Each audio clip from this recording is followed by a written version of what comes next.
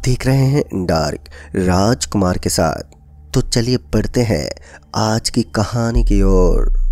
दोस्तों, मेरा नाम अभिनव है और मैं उत्तराखंड का रहने वाला हूँ। दोस्तों, इस घटना को करीब से समझने से पहले मैं आपको बताना चाहूँगा कि मैं एक छोटे से गांव का निवासी हूँ। तकरीबन 15 साल की उम्र में मुझे शहर छोड़ दिया गया। दरअसल मेरे पापा आर्मी में जॉब करते थे और मुझे पढ़ाई के लिए शहर भेज दिया गया। अक्सर मुझे भी घर वालों की याद सताती रहती, मगर मेरे पास कोई चारा नहीं था जिसकी वजह से मैं अपने घर वालों के पास जा सकूं।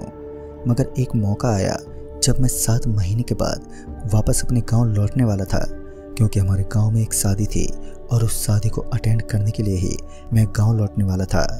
पहले तो मैं शहर के बस डिपो पहुंच गया तो उस समय रात के तकरीबन 10:30 बज रहे थे और बस डिपो के अंदर अभी भी काफ़ी भीड़ मौजूद थी, लेकिन अभी तक बस का कोई ठिकाना ना था। तकरीबन आधा घंटा बीत जाने के बाद भी कोई बस वहां नहीं पहुंच पाई। फिर मैं वहीं पर मौजूद एक आदमी से पूछने लगा, अरे भाई साहब, अभी तक बस आई नहीं? बस का कोई निर्धारित समय है कि नहीं? तो वह आदमी अपने मुंडे को हमें हिलाते हुए बोला, अरे बाबू साहब, अभी आधे घंटे के बाद बस यहाँ पर पहुँच जाएगी, मगर याद रखिएगा वह बस कहीं भी जा सकती है। मुझे उस आदमी की बातें थोड़ी अजनबी और अनसुनी लगी। खैर, मैं बस का इंतजार करते हुए बस डिपो में टहलने लगा।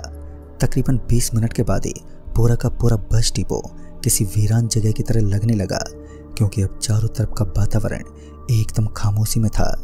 मेरे अलावा वहां पर सिर्फ 2 लोग नजर आ रहे थे जो उसी बस डिपो की बेंच पर बैठे हुए थे। मैं भी उनके करीब जाकर बैठ गया और फिर उनकी बातों को सुनने लगा। फिर कुछ देर के बाद ही काले कलर की एक बस डिपो के अंदर दाखिल हुए। उस बस के आते ही हम तीनों लोग अपनी जगह से खड़े होकर अपने सामान को उठाते हुए बस के अंदर दाखिल हुए। इन दिनों नवंबर का महीना चल रहा था और ठंड अपनी चरम सीमा के साथ हर किसी के दांत खटखटाने में सक्षम थी। उस बस के अंदर हमारे अलावा काफ़ी सारे यात्री बैठे हुए थे, लेकिन उनके पीछे कोई बात ही नहीं चल रही थी और पूरी की पूरी बस एक खामोशी में डूबी हुई थी। हम तीनों लोग सबसे पीछे वाली सीट पर जाकर बैठ गए और आपस में ही बातचीत करने लगे। और फिर कुछ देर के बाद ही बस का इंजन स्टार्ट हुआ, जो यहाँ से निकलने का संदेशा था। हम भी बस के अंदर आराम से बैठे रहे, क्योंकि हमें जल्दी से जल्द गांव पहुंचना था। ढलती हुई रात गहराई की सीमाओं को जानने के लिए हमें और भी मजबूर कर रही थी, क्योंकि कुछ रहस्य अक्सर हम तभी जान सकते हैं जब हम उस दौर से गुजर पाएं। मैं उन 2 लोगों के साथ बस के अंदर बैठा हुआ यही सब बातें कर रहा था कि जोरदार ठंड में पैदल चलने की हिम्मत भला कौन कर सकता है। तभी उस जोरदार सुनसान इलाके में बस का ब्रेक लगा और कुछ लोग बस से नीचे उतर गए, लेकिन उसके साथ ही कुछ ऐसे लोग भी थे जो अचानक ही बस के अंदर पहुंचे और बस के अंदर पहुंचकर हमारे बगल वाली सीट पर बैठ गए। उन सभी के बीच भी कोई हलचल नहीं थी। उस बस के सारे यात्री मुझे काफ़ी हद तक अजीब लग रहे थे, क्योंकि ना ही तो वह आपस में बातचीत कर रहे थे और ना ही एक जगह से दूसरी जगह हिलडुल पा रहे थे। मगर मुझे भी इन चीज़ों से कोई ज़्यादा मतलब नहीं था, जिस वजह से मैं चुपचाप अपनी सीट पर बैठा रहा। थोड़ी देर के बाद बस का कंडक्टर किराए की मांग करता हुआ हमारे पास पहुंचा, तो मैंने अपनी जेब से कुछ छुट्टे पैसे निकाले। लेकिन हैरान की बात तो ये थी कि उसने मुझसे अभी तक किराया नहीं मांगा और साथ ही मेरे साथ मौजूद उन दोनों लोगों से भी उसने किराए की मांग नहीं की। मुझे थोड़ा अजीब लगा। फिर वह बस का कंडक्टर वहाँ से वापस ड्राइविंग सीट की तरफ निकल गया। यह अजीब हरकत मुझे भी काफ़ी हद तक हताश कर रही थी। हम तीनों लोगों से किराया ना लेना काफ़ी हैरानी से भरपूर था और इस बात में कहीं ना कहीं कोई रहस्य भी डूबा हुआ था, क्योंकि उस कंडक्टर को देखकर तो ऐसा ही लग रहा था मानो हम तीनों लोग उसे नजर ही नहीं आए, मानो हम अदृश्य हों। लगभग 10 मिनट तक हम उसी कंडक्टर के बारे में सोचते रहे और बाद में जब हमारी नज़र उस बस में मौजूद यात्रियों पर पड़ी तो हमने पाया कि उस बस के अंदर हम तीनों के अलावा कोई और मौजूद ही नहीं था। इस तरीके का नज़ारा देखने के बाद हमारे तो होश ही उड़ गए। हमें तो समझ ही नहीं आ रहा था कि इस छल कपट से भरी एक बस के अंदर क्या क्या हो रहा है। और तभी हमारे पास मौजूद हम तीनों में से सबसे बड़ा और अनुभवी व्यक्ति बोल पड़ा कि ये बस एक नॉर्मल बस नहीं है और अब हम इस बस से नीचे उतरने के लिए काफ़ी बाधाओं का सामना करने वाले हैं। उस समय मैं पूरे तरीके से सरप्राइज था। उन लोगों का कहना था कि ये बस भूतों की सवारी करती है और हमने इस बस के अंदर अपने कदम को बढ़ाकर काफ़ी बड़ी गलती को अंजाम दिया है और अब यहाँ से निकल पाना हमारे लिए बहुत ही कठिन है। हमारी बस वहाँ से कुछ दूर आगे बढ़ी ही थी कि अचानक ही हमारी बस एक स्टैंड पर रुकी और बस को रुका हुआ देख मैं सीधा बस के दरवाजे के पास पहुंचा और बस के बाहर का नज़ारा देखने लगा। तो फिर मैंने पाया कि बस एक रेलवे स्टेशन के करीब खड़ी थी और रेलवे स्टेशन को देखते ही मेरी उम्मीद की किरण जगने लगी। मैं बिना देरी किए उस बस से नीचे कूद गया और मेरे पीछे पीछे वो दोनों लोग भी उसी स्टेशन पर उतर गए। तभी हमने सोचा शायद बस से नीचे उतरने के पश्चात हम लोगों से मुलाकात कर पाएंगे, लेकिन ऐसा नहीं हुआ क्योंकि जिस जगह पर बस रुकी हुई थी वो वहीं पर स्थिर खड़ी रही।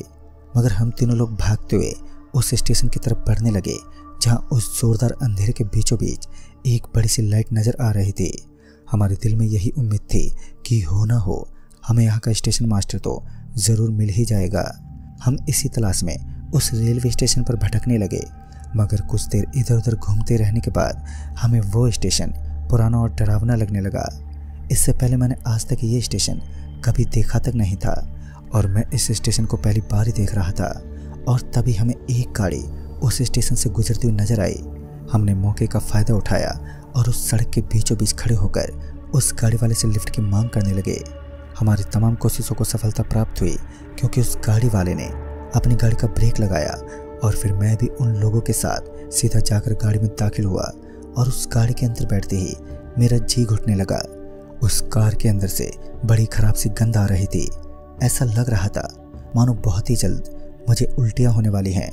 और तभी वो गाड़ी का ड्राइवर बोला, ये स्टेशन खौफनाक दुनिया की कुछ अजनबी बातों से जुड़ा हुआ है और उसके नीचे काफ़ी सारे रहस्य को भी दफना दिया गया है। उस आदमी की बातें मुझे तो बिल्कुल भी समझ में नहीं आई। मेरे साथ बाकी के जो दो लोग बैठे हुए थे वो भी चुपचाप उस गाड़ी के अंदर आराम से सफ़र तय करने लगे। फिर कुछ ही दूरी और तय करने के बाद ही गाड़ी एकदम से रोक दी गई और गाड़ी को इस तरह रुकता देख मैं ड्राइवर से पूछते हुए बोला, भाई साहब क्या हुआ आपको? आपने अचानक गाड़ी क्यों रोक दी? मगर उस ड्राइवर का कोई भी जवाब नहीं मिला। वो अभी भी उसी सीट के ऊपर मौजूद था। वो वहाँ से टस से मस तक नहीं हुआ।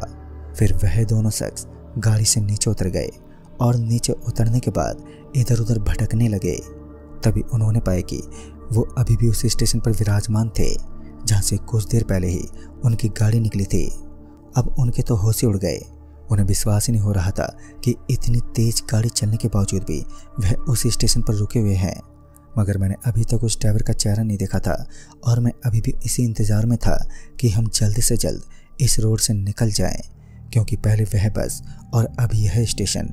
और अब मैं बिल्कुल भी यह नहीं चाहता था कि अब हमारे ऊपर कयामत की कोई दूसरी शक्ति मंडराने लगे। मगर यहाँ से निकलना इतना आसान भी नहीं था। मैं गाड़ी के सामने पहुँच गया और फिर मैं गाड़ी के सामने पहुँचा तो मुझे वहाँ पर 3 लोग लेटे हुए नजर आए। उन्हें देखकर तो ऐसा ही लग रहा था मानो ड्राइवर द्वारा गाड़ी रोकने का यही एकमात्र कारण है। तभी मैं उन लोगों के पास पहुँचा और जब मैं उनके पास पहुँचा तो मेरा पूरा का पूरा शरीर थर थर काँप उठा। और इस बार तो मुझे अपनी आंखों पर विश्वास तक नहीं हुआ, क्योंकि मैंने पाया कि उस गाड़ी के सामने मेरे साथ साथ उन दोनों लोगों की लाश पड़ी थी जो मेरे साथ सफ़र काट रहे थे। इस बार इन चीज़ों पर विश्वास कर पाना मेरे लिए लगभग नामुमकिन था। मेरी जान हलक में थी और मैं चाहकर भी ज़ोर से चीख नहीं पाया। मेरी आवाज़ बंद हो चुकी थी, लेकिन तब तक वह आदमी वहाँ पर पहुँच चुका था जो हम सब में से सबसे बड़ा था। पता नहीं क्यों मगर उसने मेरा हाथ पकड़ लिया और मुझे खींचते हुए गाड़ी की तरफ से लेकर चला गया। फिर मैं उस गाड़ी के अंदर एक बार फिर दाखिल हुआ, मगर इस बार जब मैं गाड़ी के अंदर पहुंचा तो मुझे उस गाड़ी के अंदर एक अननोन शख्स बैठा हुआ नजर आया जो दिखने में बड़ा ही डरावना था। हालांकि उसका चेहरा साफ साफ तो मुझे नजर नहीं आया, मगर उस अंधेरी रात के अंतर्गत उस हल्की हल्की रोशनी में मुझे उस आदमी का मंद मंद चेहरा नजर आ रहा था और उसमें भी वो मुझे बड़ा ही डरावना लग रहा था। और ठीक से देखने पर मैंने पाया कि अब उस गाड़ी के अंदर मैं और वह आदमी जो देखने में बड़ा ही डरावना था, हम दोनों ही मौजूद थे। मेरे साथ सफ़र काटने वाले वह शख्स अब गायब हो चुके थे। उन दोनों को गाड़ी में ना पाकर मैं पूरी तरीके से टूट गया था।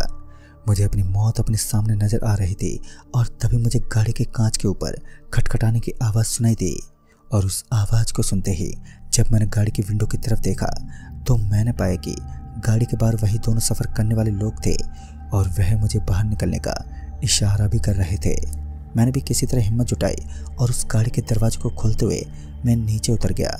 उस समय मैं एक ऐसे दौर से गुजर रहा था जो सच में हर किसी को हिला देने के लिए पूरी तरह से सक्षम था। और उसके बाद उन दोनों ने मुझे वहाँ से निकलने का इशारा किया। हम तीनों वहाँ से निकलने की फिराक में ही थे कि अचानक ही एक हवा का झोंका अपनी तूफानी मिट्टी की वजह से हमारे चारों तरफ उमड़ने लगा।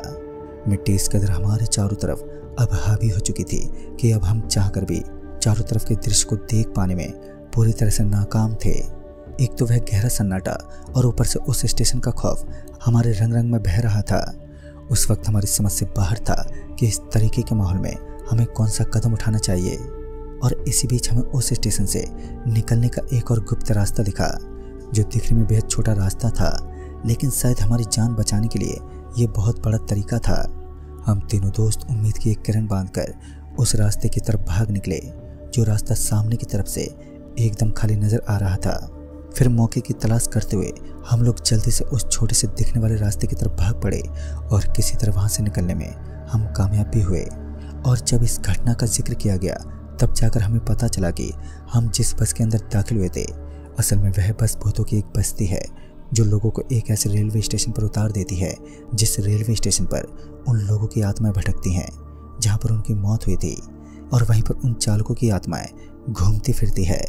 दोस्तों, एक ऐसा दौर था जो मैंने पहली बार देखा था। उस दिन के बाद सच में मैं आज तक रात में सफ़र करने से भी पूरी तरह से कतराता हूँ। भले उस वक्त मेरी उम्र काफ़ी कम थी, मगर इसके बावजूद भी मैं अपनी यादों को भुला नहीं पाता जो उस दिन मेरे साथ घटित हुई। तो दोस्तों, इस कहानी में बस इतना ही। तब तक के लिए बाय एंड टेक केयर।